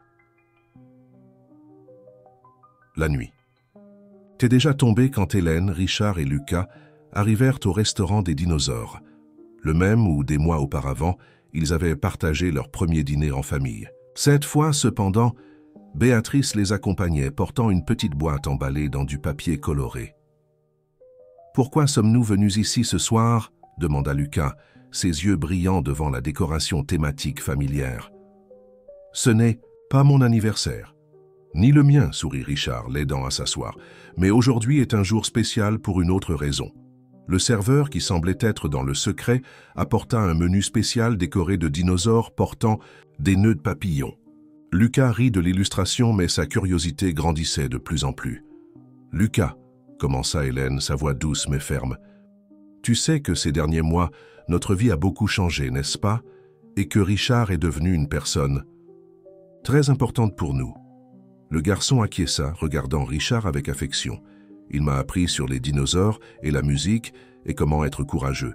« Et tu m'as appris bien plus, » répondit Richard, ému. « Tu m'as appris sur l'amour, sur la famille, sur les choses qui comptent vraiment dans la vie. » Béatrice essuyait discrètement une larme, tout en poussant la boîte emballée plus près de Lucas. « Qu'est-ce que c'est ?» demanda-t-il, ses doigts jouant déjà avec le ruban du cadeau. « Ouvre » encouragea Hélène. Dans la boîte, il y avait un cadre photo numérique. Quand Lucas appuya sur le bouton pour l'allumer, une séquence de photos commença. Lui et Richard lisant sur les dinosaures, les 3 au parc, des moments au centre culturel, le voyage à New York, des présentations musicales, une histoire. En image de comment ils étaient devenus une famille. « Lucas, » dit Richard, sa voix chargée d'émotion, « ta mère et moi voulions savoir. Comment te sentirais-tu si je devenais officiellement ton père ?» Le silence qui suivit ne dura qu'une seconde mais sembla une éternité. Puis, à la surprise de tous, Lucas ne répondit pas immédiatement. Au lieu de cela, il prit son dinosaure en peluche et le plaça au centre de la table. « Rex, dit-il solennellement au jouet, qu'en penses-tu? Richard est déjà pratiquement notre père de toute façon, n'est-ce pas ?» Hélène couvrit sa bouche de sa main, contenant un sanglot ému, tandis que Richard essayait de dissimuler les larmes qui se formaient dans ses yeux. « Il a dit oui », annonça Lucas avec un sourire radieux, sautant sur les genoux de Richard. « Et moi aussi. » Béatrice, qui s'était préparée à ce moment avec un paquet de mouchoirs dans son sac, les distribua discrètement, tandis que le serveur, également ému, s'approchait avec un dessert spécial. Un volcan au chocolat décoré de petits dinosaures, en sucre portant des cravates. « Il y a encore une chose, dit Hélène quand tout le monde fut plus calme. Richard et moi pensons nous marier. Une petite cérémonie, juste pour la famille et les amis proches. »« Je peux emmener Rex ?» interrompit Lucas. « Il doit porter une cravate aussi. »« Bien sûr que tu peux, rit Richard. En fait, je pensais. Aimerais-tu être notre page? Nous pouvons même trouver une cravate assortie à celle de Rex. » Les yeux de Lucas s'écarquillèrent d'excitation. « Et je peux jouer de la flûte à la fête ?»« Tu peux faire ce que tu veux, mon amour, » répondit Hélène, embrassant le sommet de sa tête. « Ce jour sera autant le tien que le nôtre. Alors je dois commencer à pratiquer une nouvelle musique, » s'exclama-t-il. « Grand-mère, tu peux m'aider à choisir ?» Béatrice, qui jusqu'alors observait la scène en silence ému, acquiesça vigoureusement. « Bien sûr, mon ange, nous allons créer quelque chose de spécial ensemble. » Tandis que Lucas et Béatrice discutaient avec animation de musique et de cravate pour dinosaures, Hélène et Richard échangèrent un regard plein de signification. Ce n'était pas seulement un mariage qu'ils planifiaient, c'était la célébration officielle de quelque chose qui existait déjà dans leur cœur, une famille construite avec amour, respect et la sagesse d'un enfant qui avait su voir au-delà des apparences. « Tu sais, chuchota Richard à Hélène, quand je pense à comment tout a commencé, avec un éternuement ?» compléta-t-elle souriant. « Avec l'éternuement le plus important de l'histoire corporative française, corrigea-t-il en riant. Parfois je pense que c'était le destin. Ou peut-être, réfléchit Hélène, observant Lucas expliquer avec animation à Béatrice comment il voulait que Rex participe à la cérémonie, peut-être que c'était simplement l'univers nous, montrant que les meilleures histoires d'amour commencent dans les moments les plus inattendus. Le volcan au chocolat entra en éruption, couvrant les petits dinosaures de sauce chaude. Lucas applaudit de joie, tandis que Béatrice sauvait rapidement Rex du désastre jurassique, comme elle plaisanta. Là, dans ce restaurant thématique, entre rires et larmes de bonheur, une famille qui avait commencé par une frayeur se consolidait avec une promesse d'amour éternel. Et au centre de tout, un petit dinosaure en peluche continuait d'être le témoin silencieux de comment les meilleures fins heureuses sont celles que personne n'aurait pu prévoir. Le mariage fut célébré en fin d'après-midi de printemps dans le jardin du centre culturel. Le lieu avait été décoré avec des fleurs naturelles et de petits dinosaures portant des nœuds papillons, une exigence spéciale de Lucas. Les chaises disposées en demi-cercle créaient une atmosphère intime et accueillante pour les invités soigneusement choisis. Lucas, impeccable dans son costume sur mesure, attendait anxieusement aux côtés de Richard, tenant un coussin où reposaient les alliances. Rex, son fidèle dinosaure en peluche, portait un nœud papillon identique au sien, soigneusement cousu par Béatrice. Quand la musique commença, ce n'était pas la traditionnelle marche nuptiale. Au lieu de cela, un groupe d'enfants du projet, mené par Lucas à la flûte, commença à jouer une composition originale, une mélodie qui mélangeait des notes de joie et d'espoir, racontant en musique l'histoire d'amour qui avait transformé tant de vies. Hélène apparut au bout de l'allée, conduite par une Béatrice émue. Sa robe simple mais élégante reflétait parfaitement sa personnalité, sophistiquée sans être ostentatoire, moderne mais avec des touches classiques.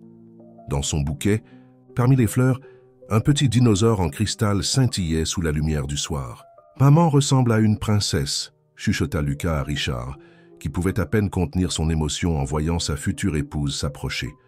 La cérémonie fut conduite par Albert, qui avait tenu à obtenir une licence spéciale pour célébrer l'union de ceux qui l'avaient aidé à rapprocher. Son discours ému parlait de comment l'amour véritable a le pouvoir de transformer non seulement deux vies, mais toute une communauté.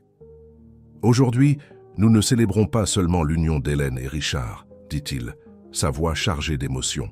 Nous célébrons la victoire de l'amour sur les préjugés, de l'humanité sur la froideur corporative, de la famille sur la solitude. Quand vint le moment des alliances, Lucas avança avec une solennité comique, tenant le coussin comme s'il portait le plus précieux des trésors. Avant de remettre les anneaux, cependant, il surprit tout le monde avec un petit discours qu'il avait préparé en secret. « Saviez-vous que les dinosaures vivaient en troupeau » commença-t-il, arrachant des sourires aux invités. Ils prenaient soin les uns des autres, protégeaient leurs petits, faisaient tout ensemble, comme une famille. Et maintenant, nous sommes aussi un troupeau spécial qui a commencé avec un éternuement et a grandi avec beaucoup d'amour. Il n'y avait pas un œil sec dans le jardin quand il termina. Hélène et Richard échangèrent les alliances d'une main tremblante, leur voix chargée d'émotion en prononçant leurs vœux, promesses d'amour, de compagnie et de dévouement non seulement l'un à l'autre, mais à la famille unique qu'ils avaient reconstruite. Après la cérémonie, durant la réception, les invités furent surpris par une présentation spéciale. La chorale d'enfants du projet, accompagnée par l'orchestre nouvellement formé, présenta un répertoire allant des classiques de la musique française aux compositions originales des enfants. Entre une musique et l'autre, des histoires étaient partagées. Des employés parlaient de comment le projet avait changé leur vie. Des parents relataient la transformation de leurs enfants. Des représentants des communautés remerciaient pour l'opportunité de voir leurs jeunes découvrir de nouveaux horizons.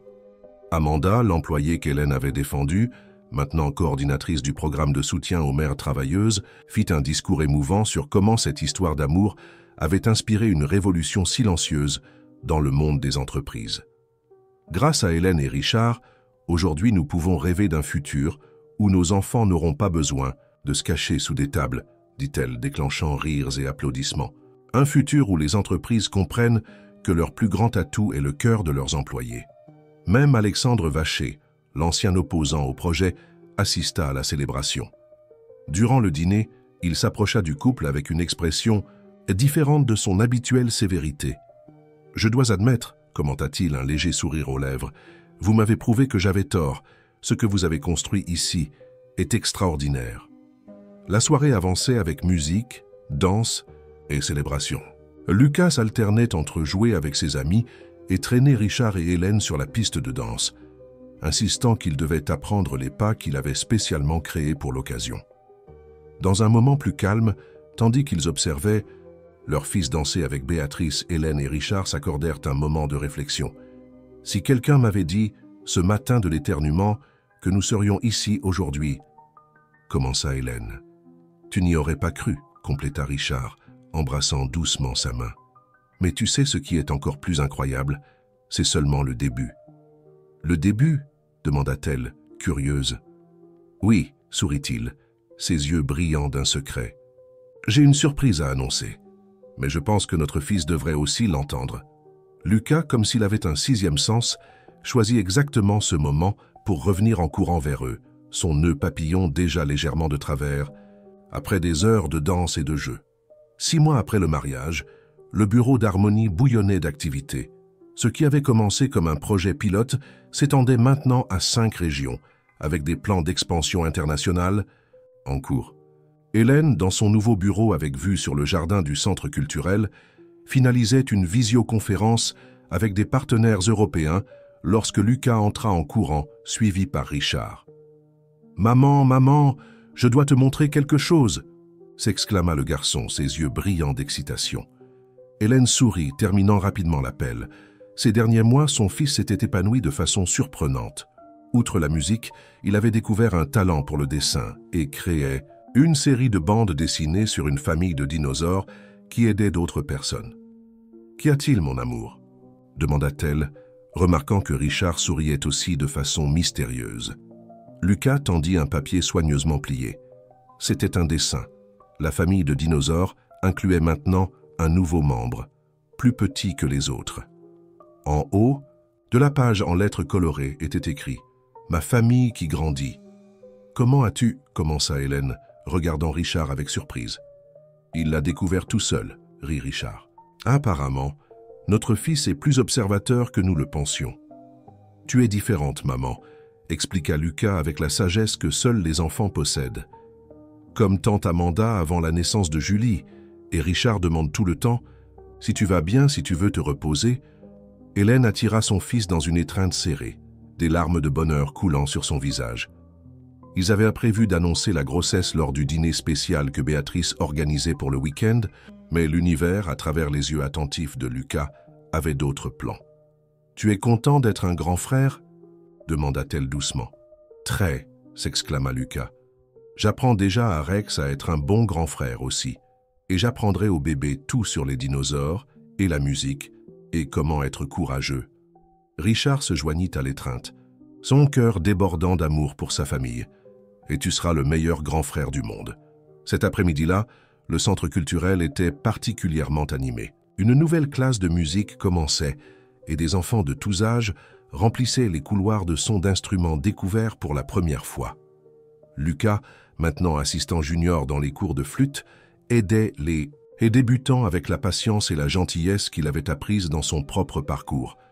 Rex, fidèlement assis sur une chaise spéciale, supervisait tout avec son nœud papillon permanent, un cadeau de mariage de Béatrice qui n'avait jamais été retiré. « Parfois, je me demande encore, » commenta Hélène à Richard alors qu'ils observèrent leur fils, « comment un moment de désastre apparent a pu se transformer en tant de bonnes choses. Peut-être parce qu'il n'existe pas vraiment de désastre, » répondit-il, l'enlaçant par derrière et posant une main affectueuse sur son ventre légèrement arrondi. Seulement des opportunités déguisées en problèmes. Le son des rires d'enfants mêlés aux notes musicales remplissait l'air. Dans le jardin, Béatrice dirigeait un cours de jardinage pour un groupe d'enfants, leur apprenant à planter des graines et à prendre soin de petites pousses, une métaphore parfaite pour le travail qu'ils faisaient là tous les jours.